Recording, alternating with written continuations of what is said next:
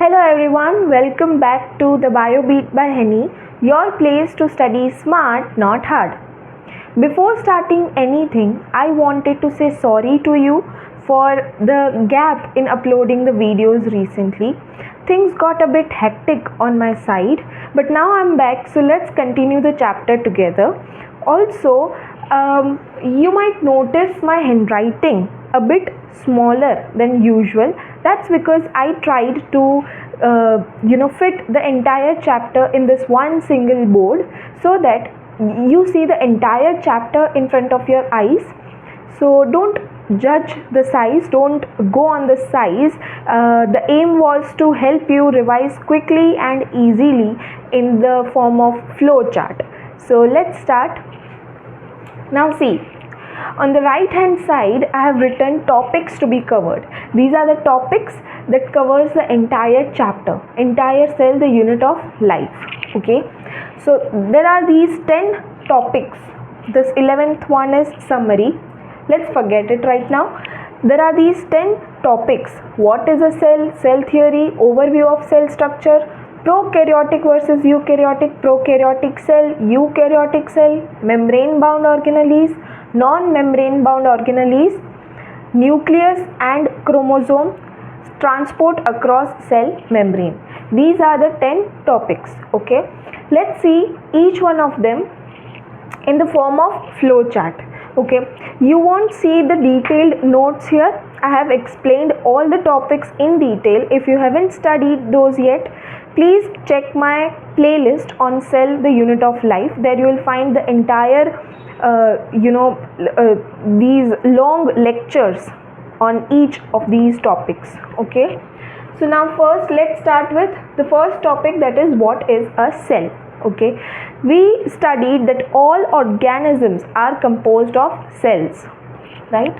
So I have written all organisms are made up of cells. Now when I talk about cells, cell is the fundamental structural and functional unit of life, right? Fundamental structural मतलब structural, पूरा structural unit है, यानी कि पूरा ढांचा, एक structure, पूरा जो एक ऑर्गेनिज्म होगा उसको स्ट्रक्चरली पूरा उसका ढांचा सेल से देगा. ठीक है. और फंक्शनल यूनिट, क्योंकि बॉडी के सारे फंक्शंस आपके सेल के अंदर हो रहे हैं. ठीक है. तो cell is the structural and functional unit. All organisms, right, these organisms can either be unicellular or multicellular. Unicellular मतलब सिर्फ एक ही सेल से बना हुआ ऑर्गेनिज्म, मतलब एक ही सेल है वही ऑर्गेनिज्म है. तो यूनिसेल्युलर भी हो सकता है, मल्टीसेल्युलर भी. यूनिसेल्युलर है फिर भी that unicellular organism is capable of independent existence, मतलब अपने आप अकेले से जीवित रह सकता है, इंडिपेंडेंट एग्जिस्टेंस शो कर सकता है. Also it can perform all the essential functions of life.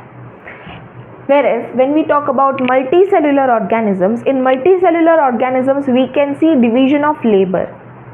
Multicellular organisms में बहुत सारे सेल्स होंगे और इन सेल्स के अंदर डिवीजन ऑफ लेबर हमें देखने को मिलेगा. कुछ सेल्स एक फंक्शन परफॉर्म करेंगे, कुछ सेल्स दूसरा फंक्शन परफॉर्म करेंगे. ऐसे वो लोग पूरे वर्क को डिवाइड कर देते हैं कि भाई तुम इतने सेल्स हो, तुम ये काम करो, इतने सेल्स तुम लोग ये फंक्शन परफॉर्म करो. Right. So what we saw, all organisms are made up of cells. Cell is the structural and functional unit. Organisms can either be unicellular or multicellular. Unicellular organisms are capable of independent existence and performing all the essential functions of life. Okay. The second topic we have is cell theory. Cell theory. Now see, there were these scientists जिन्होंने कुछ ना कुछ खोज की, कुछ ना कुछ जाना उन लोगों ने. राइट. तो एक तो थे हमारे लीडन साहब. 1838 में इन्होंने प्लांट्स के ऊपर स्टडी करी. Now see, Schleiden was a German botanist and Schwann was a German zoologist. in old NCERT it is given British zoologist, but in new NCERT there is this correction कि Schwann was a German zoologist, not British zoologist. Okay. 1838 में लीडन ने सारे plants को study करा और उसके ऊपर से उसने बोला कि सारे के सारे प्लांट्स सेल्स से बने हुए हैं। All plants are composed of cells. Schwann ने 1839 में सारे एनिमल्स की स्टडी करी और उसने भी यही देखा कि सारे एनिमल्स भी सेल्स से बने, राइट। फिर ये श्वान भले ही जूलॉजिस्ट था, फिर भी इसके अंदर ऐसी एक बोलते हैं ना उत्सुकता थी कि उसने प्लांट्स के सेल्स को भी देखा। Even though he was zoologist, he studied plant cells as well and he found कि अच्छा एनिमल सेल के अंदर जो आउटर मोस्ट बाउंड्री होती है वो तो होती है प्लाज्मा मेम्ब्रेन। प्लांट सेल के अंदर भी प्लाज्मा मेम्ब्रेन है, लेकिन उसके ऊपर एक और मेम्ब्रेन है जिसको उसने सेल वॉल बोला। तो श्वान ने देखा कि प्लाज्मा मेम्ब्रेन और सेल वॉल ये प्लांट्स के अंदर है, एनिमल्स के अंदर सिर्फ प्लाज्मा मेम्ब्रेन है। तो plasma membrane was the delimiting structure in animal cell, ठीक है। फिर उन दोनों ने अपने अपनी हाइपोथेसिस के अकॉर्डिंग, मतलब दोनों ने अपनी स्टडीज़ के ऊपर से एक हाइपोथेसिस दी कि all plants and animals are composed of cells and products of cells. लेकिन यहाँ से हमें ये तो पता नहीं चला कि चलो प्लांट्स और एनिमल्स दोनों के दोनों सेल्स और प्रोडक्ट ऑफ सेल्स से बने हैं, लेकिन जो नए सेल्स हैं, जो नए सेल्स जो अराइज हो रहे हैं वो कहाँ से आ रहे हैं, जो नए सेल्स हैं वो कहाँ से बनते हैं, ठीक है। ये वो दोनों एक्सप्लेन नहीं कर पाए। तो उसके बाद आए रुडोल्फ वर्शाव इन ईयर 1855। इन्होंने स्टेटमेंट दी ओमनीज सेलुला ई सेलुला, मतलब ओमनीज सेलुला ई सेलुला मतलब all cells arise from pre existing cells, okay. All the cells arise from pre existing cells. Done. तो हमने सेकेंड टॉपिक भी देख लिया। उसके बाद आता है ओवरव्यू ऑफ सेल स्ट्रक्चर। एक जनरली सेल का स्ट्रक्चर कैसा होता है देखते हैं। सी ऑल सेल्स, सारे के सारे सेल्स, भले ही प्रोकैरियोटिक हो, यूकैरियोटिक हो, या फिर आप बोल दो प्लांट सेल हो या एनिमल सेल हो, कोई भी हो, कोई भी सेल यूनिवर्सली उसकी एक मेम्ब्रेन, जो सेल की जो एक आउटर बाउंड्री होती है वो होती है प्लाज्मा मेम्ब्रेन, जिसको हम लोग सेल मेम्ब्रेन भी बोलते हैं। तो सेल मेम्ब्रेन की होती है। बस प्लांट सेल के अंदर एक एडिशनल, देखो बाउंड्री मतलब एक सेल की एक बाउंड्री, मतलब इस सेल जो है वो पूरा का पूरा साइटोप्लाज्म से भरा है, ठीक है। तो वो साइटोप्लाज्म जहाँ तक है उसकी एक boundary, that is cell membrane या प्लाज्मा मेम्ब्रेन। अब उसके ऊपर एक लेयर आ रही है तो उसको हम बाउंड्री, सेल की बाउंड्री नहीं बोलेंगे, एडिशनल लेयर्स बोल देंगे, ठीक है। तो प्लांट सेल के अंदर एक एडिशनल मेम्ब्रेन होती है, एडिशनल मेम्ब्रेन तो नहीं, एडिशनल एक लेयर होती है जिसको हम बोलते हैं सेल वॉल, ठीक है। देखो सेल वॉल है प्लांट सेल के अंदर, एनिमल सेल के अंदर कोई भी सेल वॉल नहीं होगी।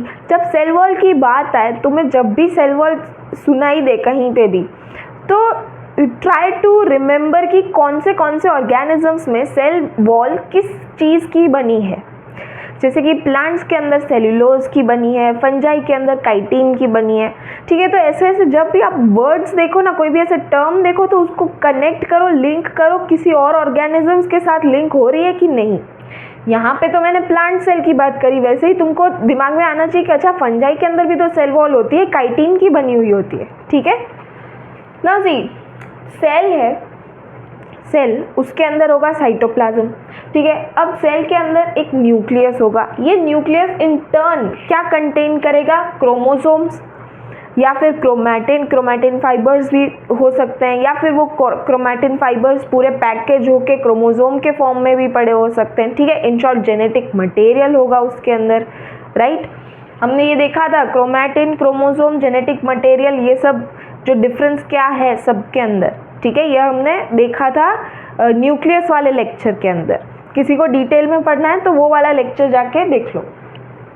Cytoplasm, what is cytoplasm? Cytoplasm is the semi fluid matrix, जहाँ पे सारे के सारे सेल के रिएक्शंस होते हैं, ठीक है। अपनी बॉडी में जितने भी रिएक्शंस हो रहे हैं वो कहाँ हो रहे हैं, सेल के अंदर जो साइटोप्लाज्म प्रेजेंट है ना उसके अंदर। तो cytoplasm is the site for all the cellular reactions, ठीक है। फिर ऑर्गेनेलीज भी प्रेजेंट होती है सेल के अंदर। ऑर्गेनेलीज भी अब दो तरीके की हो सकती है, मेम्ब्रेन बाउंड भी हो सकती है, नॉन मेम्ब्रेन बाउंड भी हो सकती है। मेम्ब्रेन बाउंड मतलब ऑर्गेनेलीज के ऊपर एक मेम्ब्रेन होगी, जैसे आपकी ईआर हो गई, गोल्जी हो गई, माइटोकॉन्ड्रिया हो गया। नॉन मेम्ब्रेन बाउंड के अंदर एक ही ऑर्गेनली राइबोसोम्स वो यूनिवर्सल ऑर्गेनली है, जो एक ही यूनिवर्सल ऑर्गेनली है जो सारे सेल्स में देखने को मिलती है। एक और है नॉन मेम्ब्रेन बाउंड ऑर्गेनली, कौन सी है? It is centrosome. सेंट्रोसोम कहाँ गया? यहीं पे कहीं था, ये रहा सेंट्रोसोम।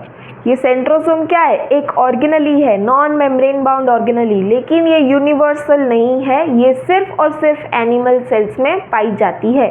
ऐसे कनेक्ट करो, अभी अभी देखो यहाँ पे नॉन मेम्ब्रेन बाउंड लिखा, यहाँ पे राइबोसोम्स लिखा है, पर मैंने सेंट्रोसोम नहीं लिखा। तुम्हें कनेक्ट करना आना चाहिए। हाँ, राइबोसोम्स तो यूनिवर्सल है। एक और ऑर्गेनली थी जो नॉन मेम्ब्रेन बाउंड थी, कौन सी थी? सेंट्रोसोम।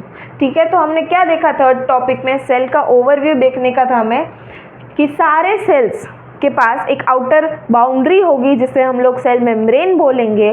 प्लांट्स के अंदर सेल वॉल भी देखने को मिलती है। जनरली सेल्स के अंदर न्यूक्लियस, न्यूक्लियस के अंदर क्या होता है? आपका जेनेटिक मटेरियल। फिर हमने देखा साइटोप्लाज्म जो है वो साइट है for all the cellular reactions. ये क्या है cytoplasm? Cytoplasm is semi fluid matrix. फिर हमने ऑर्गेनलीज देखी कि मेम्ब्रेन बाउंड हो सकती है, non membrane bound. Membrane bound organelles जैसे endoplasmic reticulum, Golgi complex, mitochondria. Non membrane bound जैसे कि राइबोसोम्स हो गए, सेंट्रोसोम्स भी हो गए, पर राइबोसोम्स जो है वो यूनिवर्सल ऑर्गेनलीज हैं। और मेम्ब्रेन बाउंड ऑर्गेनलीज कहाँ पे देखने को मिलेंगी? यूकैरियोटिक सेल में। Non membrane bound eukaryotic as well as prokaryotes में देखने को मिलेगी, मतलब राइबोसोम्स की बात करिए। सेंट्रोसोम्स कहाँ देखने को मिलेंगे? यूकैरियोट्स के अंदर, सिर्फ और सिर्फ एनिमल सेल्स के अंदर। ठीक है, फिर फोर्थ आपके पास टॉपिक आता है प्रोकैरियोटिक वर्सेस यूकैरियोटिक सेल। इसके बारे में मैंने नहीं लिखा, ये एक्टिव रिकॉल होगा। आई एम होपिंग कि जब मैं ये पूरा आपको रिवाइज करा रही हूँ, आप लोग नोट्स बना रहे होगे इस फ्लो चार्ट की, उसके अंदर प्रोकैरियोटिक वर्सेस यूकैरियोटिक का मैंने ये डिफरेंस नहीं दिया है। रीज़न बीइंग, इसको आपको एक्टिव रिकॉल करना पड़ेगा क्योंकि ये बच्चे बच्चे को पता होता है। ठीक है, इसके बारे में हम नहीं लिखेंगे, आपको खाली सुन के दिमाग में आना चाहिए। अच्छा, प्रोकैरियोटिक मतलब कि इसके पास वेल डिफाइंड न्यूक्लियस नहीं होगा, इसके पास मेम्ब्रेन बाउंड ऑर्गेनलीज नहीं होंगी। राइबोसोम्स कौन से होंगे? 70S। यूकैरियोट्स के अंदर वेल डिफाइंड न्यूक्लियस होगा, मेम्ब्रेन बाउंड ऑर्गेनलीज होंगी और सारे 80S राइबोसोम्स होंगे, पर यूकैरियोट्स के अंदर माइटोकॉन्ड्रिया के अंदर 70S होंगे। ये सारे आपको डिफरेंसेस याद होने चाहिए, इसको आप एक्टिव रिकॉल करोगे। ठीक है, और अगर आपकी इच्छा हो तो आप अपने नोट्स में लिख भी सकते हो डिफरेंस। अभी के लिए मैंने नहीं लिखा, आप जब डिफरेंस लिखोगे तब सर्च करके मत लिखना, खुद ही एक्टिवली रिकॉल कर करके लिखना difference. Okay, then the fifth topic we have is prokaryotic cell. Prokaryotic cell के बारे में क्या है? प्रोकैरियोटिक सेल के अंदर सबसे पहले तो कौन कौन आएंगे? प्रोकैरियोट्स के अंदर आएंगे आपके बैक्टीरिया, ब्लू ग्रीन एल्गी जो एक टाइप का बैक्टीरिया ही है। फिर आपके पास प्लूरोन्यूमोनिया लाइक ऑर्गेनिज्म, PPLO जो एक टाइप है किसका? Pleuropneumonia like organism is a type of what? ये भी मैंने बोला था,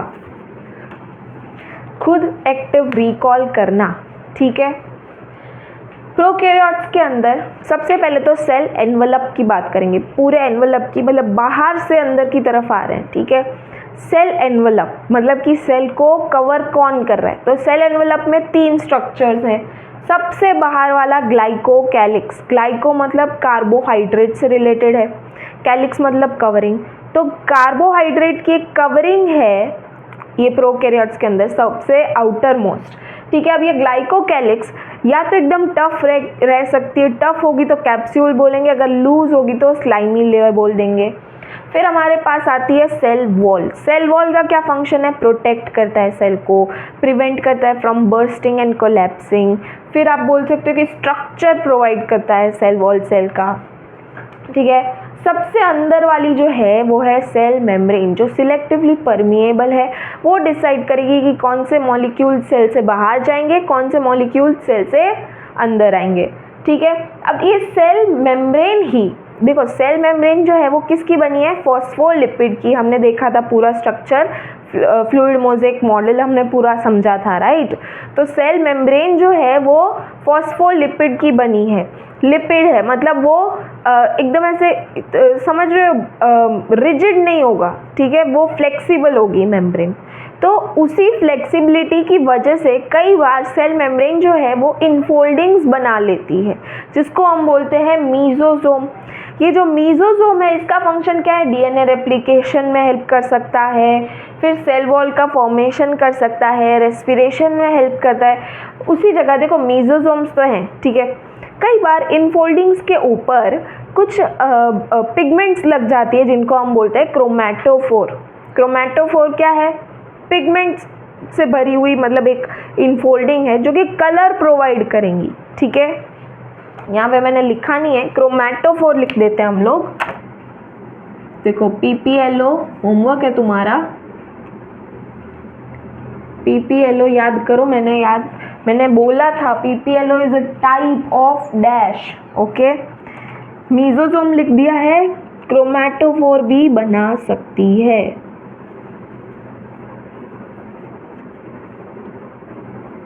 डन।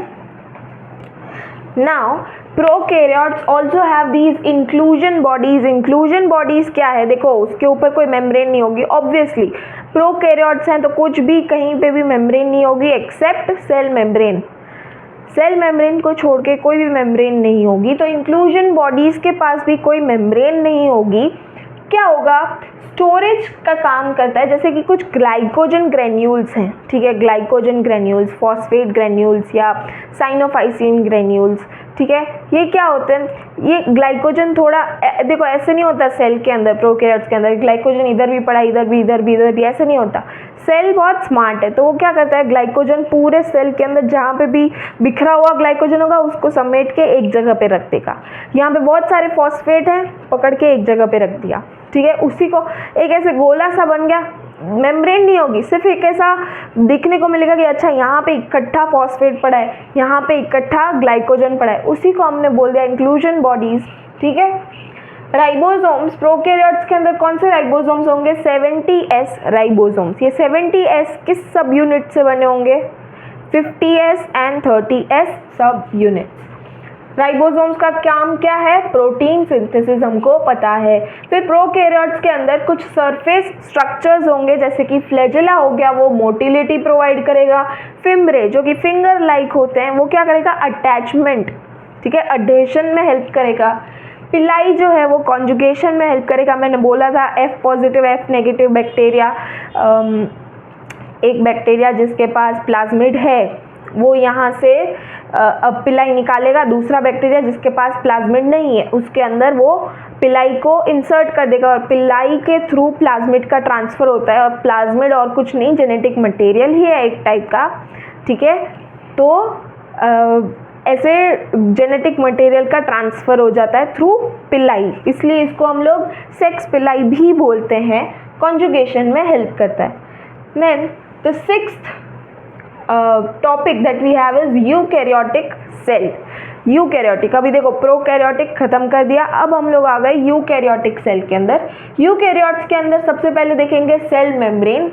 सेल मेम्ब्रेन में हमने पढ़ा था फ्लूइड मोज़ेक मॉडल, ठीक है। अब ऐसा नहीं होता कि सिर्फ यूकैरियोट्स के अंदर ही फॉस्फोलिपिड की बनी होती है, ठीक है। हमने NCERT के अकॉर्डिंग देखा है, यूकैरियोट्स के जब टॉपिक स्टार्ट होता है यूकैरियोट्स का, उसके बाद हमको दिया गया है ये फ्लूइड मोज़ेक मॉडल। पर ये सेल मेम्ब्रेन का स्ट्रक्चर भी यूनिवर्सल है, ठीक है। सिर्फ प्रोपोर्शन डिफर कर सकता है कि कहीं पे लिपिड का कॉन्सेंट्रेशन ज़्यादा है, कहीं पे प्रोटीन का कॉन्सेंट्रेशन ज़्यादा है, ठीक है। तो cell membrane fluid mosaic model हमने पढ़ा था, ठीक है। लिपिड बाइलेयर होता है, वो भी हमें पता है, फॉस्फोलिपिड बाइलेयर होता है, वो हमें पता है। फ्लूइड मोज़ेक मॉडल में क्या बोला था कि जो लिपिड मॉलिक्यूल्स होंगे वो आसानी से ऐसे लेटरल मूवमेंट कर सकते हैं, ठीक है। वो भी हमने देखा था फ्लूइड मोज़ेक मॉडल में। फिर आता है सेल वॉल। सेल वॉल हमने यहाँ पे भी देखा सेल वॉल के बारे में। सेल वॉल जो है मैंने यहाँ पे भी बोला था प्लांट सेल, के अंदर सेल वॉल होती है, राइट। एनिमल सेल में सेल वॉल नहीं होती, पर हमने सेल वॉल देखा तो यहाँ पे मैंने वापस से एक्टिव रिकॉल के लिए रखा है कि प्लांट्स के अंदर कौन सी सेल वॉल होती है, फंजाई के अंदर कौन सी सेल वॉल होती है, बैक्टीरिया के अंदर कौन सी सेल वॉल होती है, ये तुम लोग बताओ। तो बैक्टीरिया जो है वो यूकैरियोटिक नहीं है, पर मैंने पहले ही बोला कि कहीं पे भी ऐसी कोई टर्म्स आए जो किसी और ऑर्गेनिज्म के साथ लिंक हो रही है तो ट्राई करो रिकॉल करने की कि अच्छा इसमें तो ऐसा है पर उसमें कैसा था, ठीक है, तभी आप लोग को याद रहेगा। तो प्लांट्स के अंदर कौन सी होती है, सेल्यूलोज, हेमीसेल्यूलोज, पेक्टिन, फंजाई के अंदर काइटिन, बैक्टीरिया के अंदर याद करो होमवर्क,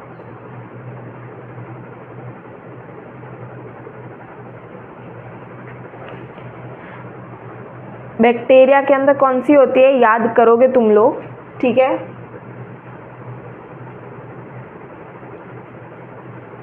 पेप्टिडोग्लाइकन की होती है, तुम लोग भूल मत जाओ, कभी भी कोई टॉपिक समझते समझते किसी और टॉपिक का भूल मत जाना, ठीक है। नाउ सी न्यूक्लियस जो होता है ये डबल मेम्ब्रेन, दो मैंने लिखा है एक्टिव रिकॉल, पर मैंने आगे जाके न्यूक्लियस के बारे में लिख ही दिया है तो मैं बोल ही देती हूँ, ठीक है। न्यूक्लियस जो है ये डबल मेम्ब्रेन बाउंड स्ट्रक्चर होता है, हमने पढ़ा था। फिर उसके अंदर पोर्स होते हैं। पोर्स क्यों होते हैं, ताकि उसके अंदर से आरएनए जा सके बाहर, प्रोटीन वापस आ सके अंदर। फिर न्यूक्लियस के अंदर जो मैट्रिक्स होता है उसको हमने बोला न्यूक्लियोप्लाज्म।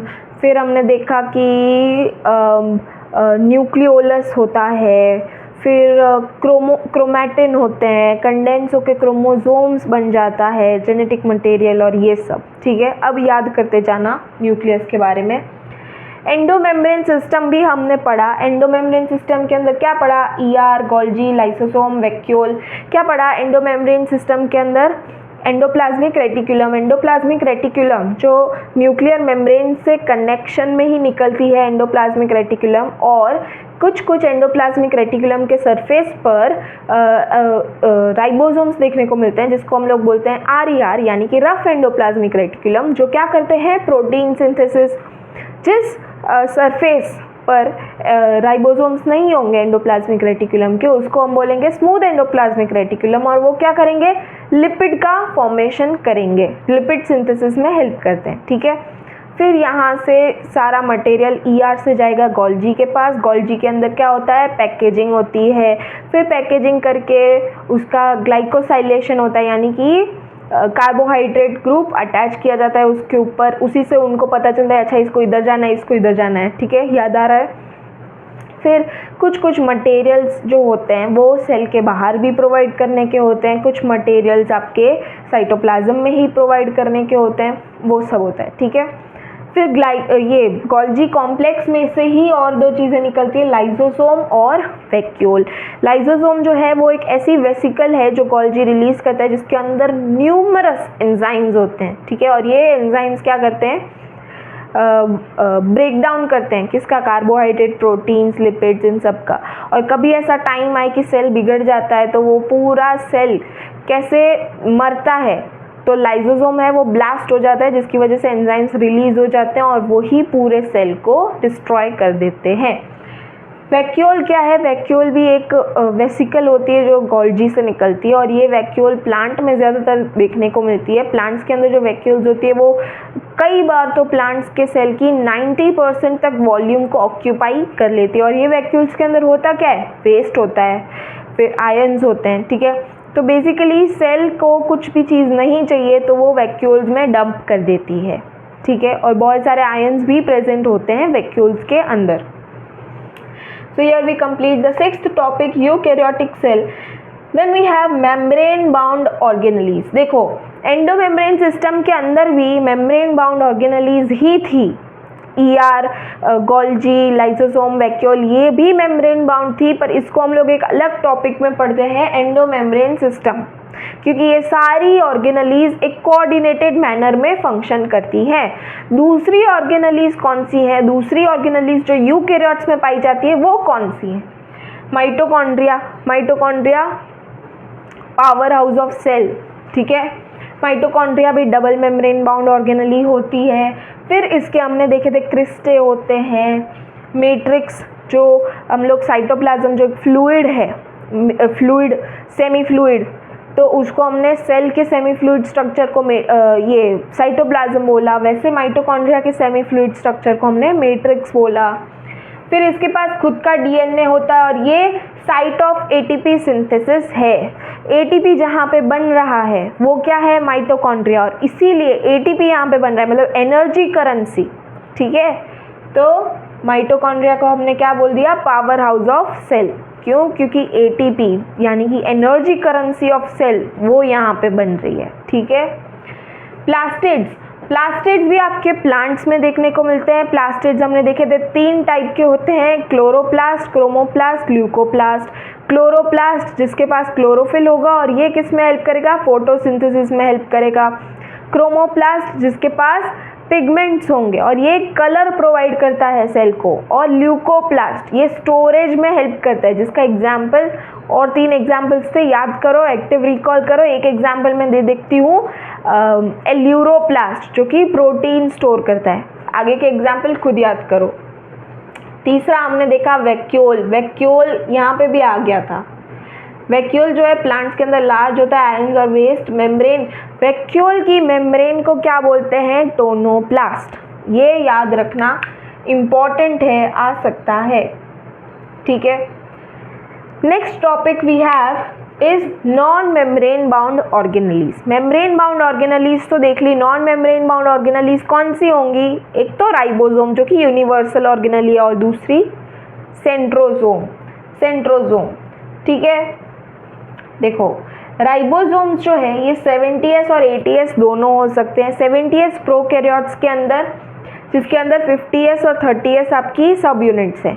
80s यूकैरियोट्स के अंदर, जिसके अंदर 60s और 40s सब यूनिट्स हैं, ठीक है।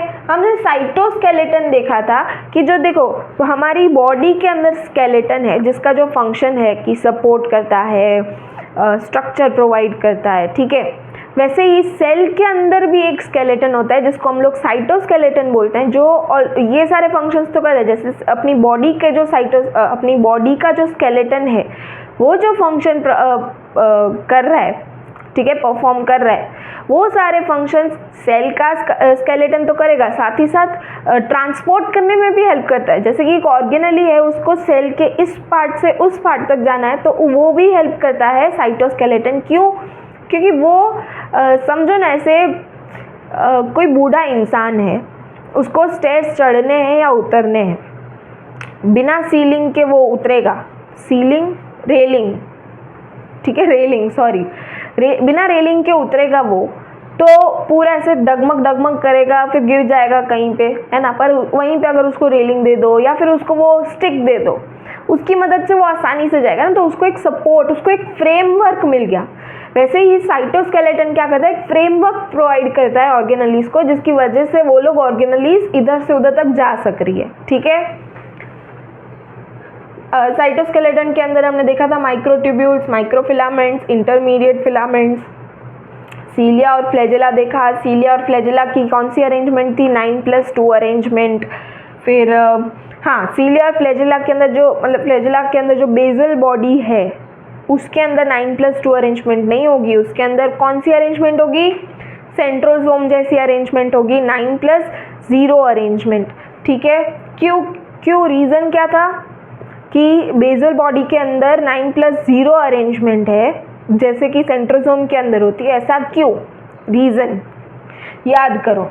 सेंट्रोसोम जो है कार्टव्हील स्ट्रक्चर, सेंट्रोसोम कैसा होता है, 2 सेंट्रियोल से बना होता है, एक सेंट्रियोल ऐसे है, दूसरी सेंट्रियोल उसके परपेंडिकुलर लाई कर रही है और उसके आजू बाजू पेरीसेंट्रियोलर सब्सटेंस है, ठीक है। इन दोनों को, इन सब को मिला के हम लोग ने सेंट्रोसोम बोला। लेकिन सेंट्रोसोम के पास कोई मेम्ब्रेन नहीं होती, ठीक है। उसका हमने स्ट्रक्चर देखा था तो कैसा था, कार्टव्हील स्ट्रक्चर, ठीक है, इतना याद कर लिया हमने। फिर हमने देखा था न्यूक्लियस एंड क्रोमोसोम। न्यूक्लियस के बारे में तो अभी मैंने बोला पूरा कि डबल मेम्ब्रेन बाउंड होता है, न्यूक्लियर पोर्स होते हैं। क्यों होते हैं न्यूक्लियर पोर, क्योंकि आरएनए और प्रोटीन का एक्सचेंज हो सके। फिर न्यूक्लियोलस होता है, न्यूक्लियोलस क्या होता है, site of active RNA synthesis. फिर क्रोमैटिन, हमको पता है कि डीएनए है उसके ऊपर हिस्टोन प्रोटीन लगा दिया तो क्रोमैटिन बन गया, ठीक है। फिर क्रोमोसोम्स में हमने क्या देखा था, सेंट्रोमियर क्या है, प्राइमरी कॉन्स्ट्रिक्शन। काइनेटोकोर, डिस्क जैसा प्रोटीनेशियस डिस्क जो सेंट्रोमियर के आजू बाजू होती है। फिर हमने क्रोमोसोम्स के टाइप देखे थे, 4 टाइप्स होते हैं, कौन से, मेटासेंट्रिक, सब मेटासेंट्रिक, एक्रोसेंट्रिक एंड टीलोसेंट्रिक। फिर हमने देखा था सैटेलाइट क्या होती है, एक स्मॉल फ्रेगमेंट होती है, मतलब कि सेकेंडरी कॉन्स्ट्रिक्शन के बाद डीएनए की एक फ्रेगमेंट होती है जो कि जंक डीएनए होता है, ठीक है, उसको हमने सैटेलाइट बोल दिया। फिर लास्ट में हमको देखने का था ट्रांसपोर्ट, सेल मेम्ब्रेन के अक्रॉस ट्रांसपोर्ट कैसे होता है, तो एक्टिव भी हो सकता है, पैसिव भी हो सकता है। पैसिव कैसे कि डायरेक्ट डिफ्यूजन से भी हो सकता है, पर अगर वो डिफ्यूजन वाटर का है तो उसको हम ऑस्मोसिस बोलेंगे। और कई बार कुछ पोलर सब्सटेंसेस होते हैं, यानी कि वाटर लविंग सब्सटेंसेस होते हैं, जो लोग मेम्ब्रेन को इतनी आसानी से क्रॉस नहीं कर पाते, तो उनके लिए स्पेशल प्रोटीन्स होते हैं जो उसकी मूवमेंट को फैसिलिटेट करते हैं, इसीलिए उसको बोलते हैं फैसिलिटेटेड ट्रांसपोर्ट। लेकिन इसमें भी एटीपी का यूज़ नहीं होता, ठीक है। दूसरी है एक्टिव ट्रांसपोर्ट में एटीपी का यूज़ होगा, इसीलिए इसको हम लोग एक्टिव ट्रांसपोर्ट बोलते हैं, ठीक है। और एग्जाम्पल है इसका सोडियम पोटेशियम पंप, ठीक है। तो here we complete all the 10 topics from the chapter. These 10 topics cover the entire chapter. Summary flow मैं चाहती हूँ, देखो तुमने ये पूरा पढ़ लिया, ठीक है। अब इसको तुमने आई होप नोट्स में उतारा होगा। अब ये तुम लोग कैसे करोगे ना, तुमको कॉन्सेप्ट्स याद है, ठीक है। इसके अंदर स्मॉल पॉइंट्स में दे रखा है पूरा चैप्टर। अब इसको तुम 1-2 बार रिवाइज करोगे, फिर तुम इसकी भी एक समरी फ्लो चार्ट बनाओगे। कैसे, हेडिंग डालने की, इंट्रोडक्शन कैसे डालोगे, नंबर 1 इंट्रोडक्शन। फिर याद करोगे इंट्रोडक्शन में क्या था। अगर तुमको खुद को किसी और को सेल वाला चैप्टर पढ़ाना हो तो तुम कैसे पढ़ाओगे, नंबर 1 इंट्रोडक्शन। तो पहले तुम सबको इंट्रोडक्शन दोगे कि अच्छा सेल ऐसा होता है, सेल पूरा ढांचा बनाता है, ये वो, ठीक है। फिर नंबर 2 डालोगे सेल थियोरी, कुछ भी नहीं डालना है, ये सब भी सेल थियोरी, नाम सिर्फ। Number 2 cell theory. फिर सेल थियोरी के बारे में खुद ही सोचोगे, सेल थियोरी, हाँ ये साइंटिस्ट आए थे, इन्होंने सेल थियोरी दी थी, इन्होंने सेल थियोरी को पॉलिश करा था और फाइनल सेल थियोरी आज हमको ऐसी पता है। फिर तुम नाम दोगे cell structure, overview. In short यही टॉपिक्स का नाम दे दोगे तुम, ठीक है। इतना काम आता बच्ची करना, यही टॉपिक्स का नाम दे दोगे, इसी को समरी फ्लो बोल दोगे तुम, है ना। हाँ, एक और चीज़ यहाँ पे मैंने साइंटिस्ट इंक्लूड नहीं करे, कौन से थे, रॉबर्ट हुक, रॉबर्ट ब्राउन और एंटोन वॉन ल्यूवेनहोक। एंटोन वॉन ल्यूवेनहोक ने क्या देखा था, लाइव सेल देखा था। रॉबर्ट ब्राउन ने क्या देखा था, न्यूक्लियस देखा था। और रॉबर्ट हुक ने क्या देखा था, डेड सेल, कॉर्क सेल, ठीक है। यहाँ तक आपके पूरे फ्लो चार्ट बन गया है कॉन्सेप्ट का, ठीक है। कॉन्सेप्चुअल फ्लो चार्ट पूरा इधर है। डेटा जिसमें आपको साइंटिस्ट, मेरी एक ऐसी आपको सलाह है कि जितने भी साइंटिस्ट हैं उसको लिखते जाओ। अभी हमने सेल वाला चैप्टर कंप्लीट करा, सेल वाले चैप्टर के अंदर कितने साइंटिस्ट हैं वो सारे साइंटिस्ट को लिख लो तुम, ठीक है। फिर एक दूसरी शीट बनाओ डेटा वाली, जहाँ पे तुम लोग लिखोगे कि जैसे सेल की हमने बात करी तो सेल की साइज एंड शेप की आई बात, ठीक है। तो शेप और साइज इन सब के डेटा बनाओ तुम, एक अलग से शीट बनाओ इसकी साइज एंड शेप वाले की, अलग से एक शीट बनाओ साइंटिस्ट की। अभी हमने सेल वाला देखा, फिर हम लोग बायोमोलिक्यूल्स पे जाएंगे, फिर सेल साइकिल पे जाएंगे। जितने भी चैप्टर्स आ रहे हैं, अब जैसे भी सीक्वेंस में जा रहे हो, जो चैप्टर पढ़ते जाओ उसके साइंटिस्ट की लिस्ट बनाते जाओ। वो एक ही लिस्ट रखो, एक ही पेपर रखो, भले कितने भी पेपर हो, पर इधर नंबर 1 दिया आपने रॉबर्ट हुक, नंबर 2, नंबर 3 ऐसे करके दिया। सेल वाले चैप्टर में सपोज करो 6 साइंटिस्ट हुए, फिर नेक्स्ट चैप्टर जब आप पढ़ो उसमें और 2 साइंटिस्ट हैं, तो वापस 1-2 मत लिखो, 7-8 करके। तो ऐसे कंटिन्यू एक सीरीज, एक लिस्ट बनाओ, ठीक है। उसके अंदर पूरे साइंटिस्ट लिख लो और एक लिस्ट बनाओ जिसके अंदर शेप एंड साइज लिखो तुम, ठीक है। इतना तुम्हारा होमवर्क है। और एक होमवर्क है तुम्हारा PPLO जो किस में आता है, ठीक है। और एक होमवर्क दिया था मैंने शायद, बैक्टीरिया वाला दिया था पर मैंने ही बोल दिया peptidoglycan. Okay, so here we complete the complete chapter cell the unit of life along with revision chapter also. Next we will start with biomolecules. If you have any doubt, please comment down below. I'll answer to all your queries. Till then, bye. See you in the next lecture.